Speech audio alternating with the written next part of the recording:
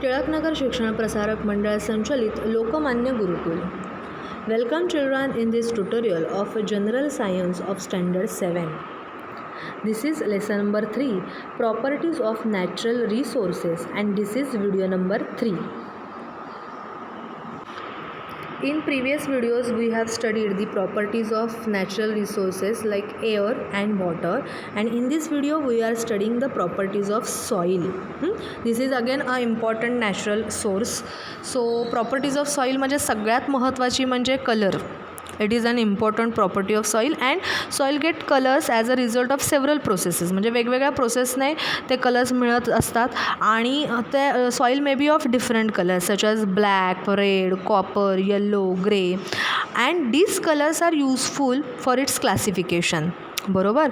आणि there are indirectly useful in indicating several properties of that land. Properties of soil such as fertility आहे का, drainage of water व्यवस्थित होतं आहे का, किंवा कॅपॅसिटी ऑफ होल्ड वॉटर आहे का. It becomes clear from its colour. So सगळ्यात महत्त्वाचं सॉईलची प्रॉपर्टीमध्ये सॉईल टेक्स्चर पण खूप इम्पॉर्टंट आहे. Because soil are the fine particles. So that particles may be of different sizes. The texture जे आहे that is determined by the proportion of particles. किती proportion आहे त्याच्यावरनं ते टेक्स्चर बनतं. मग त्याच्यामध्ये सँडी सॉईल आहे का, स्लीट सॉईल आहे का, किंवा क्ले सॉईल आहे का, हे डिपेंड असतं. म्हणजे त्याचे पार्टिकल्स कुठले कुठले काय काय. आता sandy as the name suggest सँडचं प्रमाण जास्त असणार. स्लीटमध्ये थोडं मिडियम साईज असतात. प्लफेबल असते ती सँडी सॉईलपेक्षा. सँडी सॉईलसारखी प्लफेबल नसते, सॉरी. आणि it is much more ploughable than. Ploughable म्हणजेच काय, तर ती भुसभुशीत आपण म्हणू शकतो, ती जास्त असते. It contains large proportion of organic materials. अशा वेगवेगळ्या प्रॉपर्टीज आहेत त्या टेक्स्चरप्रमाणे त्याचे जे क्लासिफिकेशन झालेले आहेत त्याच्याप्रमाणे. ओके. आता आफ्टर दॅट सॉईल स्ट्रक्चर आपण बघणार आहोत. तर सॉईल स्ट्रक्चर म्हणजे काय, तर त्याचे काय काय डिफरंट पार्टिकल्स आहेत. मग त्याचे शेप्स वेगवेगळे असू शकतात आणि त्याच्याप्रमाणे त्याचे स्ट्रक्चर बनू शकतं. म्हणजे मग इथं फॉर्म्स ऑफ कोलमनार असू शकते सॉईल, और लॅमिनर असू शकते, और ग्लॅन्युलर असू शकते, और ब्लॉक शेप्डसुद्धा असू शकते, as we can see in this diagram. Okay. मग इम्पॉर्टन्स ऑफ सॉईल स्ट्रक्चर. का बरं सॉईल स्ट्रक्चर स्टडी करायचं आहे.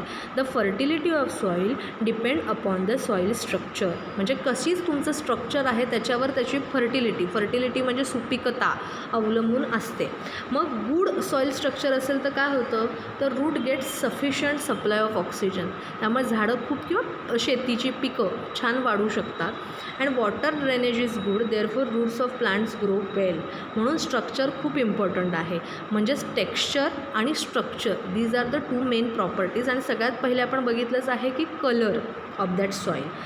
आता यूज ऑफ सॉईल हे तर आपल्याला माहितीच आहे की प्लांट कॉन्झर्वेशनसाठी होतं, वॉटर कॉन्झर्वेशनसाठी सुद्धा होतं, किंवा plasticity means soil can be given any required shape.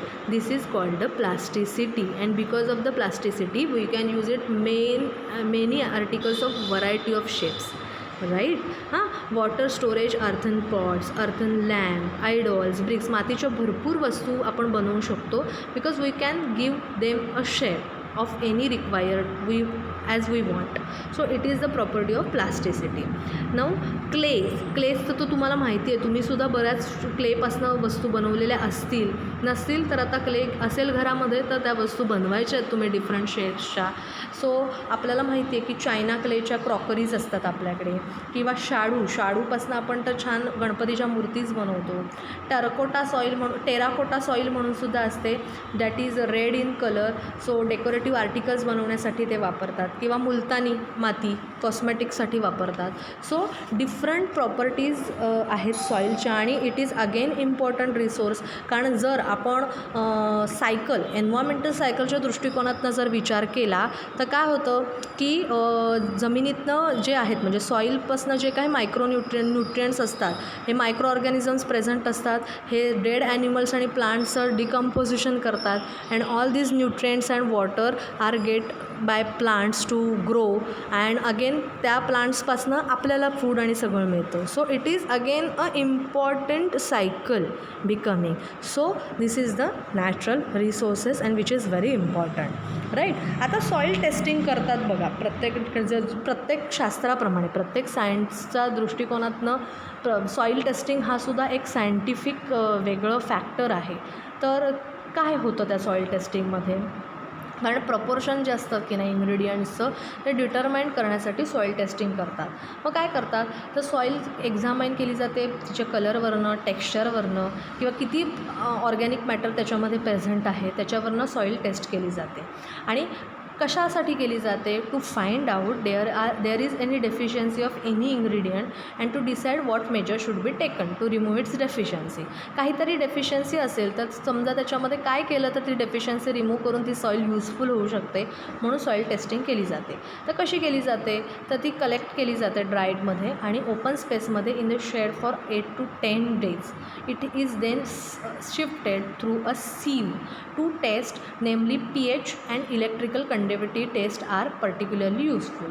आता pH कशासाठी करतात किंवा त्या कॅरेक्टरिस्टिक्स काय आहे तर जर pH soil pH less than 6 और हायर दॅन 8, त्याच्यानंतर lower proportion of organic matter, no proper drainage of water किंवा repeated cultivation of the same crop असेल, continuous use of saline water असेल किंवा केमिकल फर्टिलायझर जास्त वापरले तर सॉईलची फर्टिलिटी जाऊ शकते.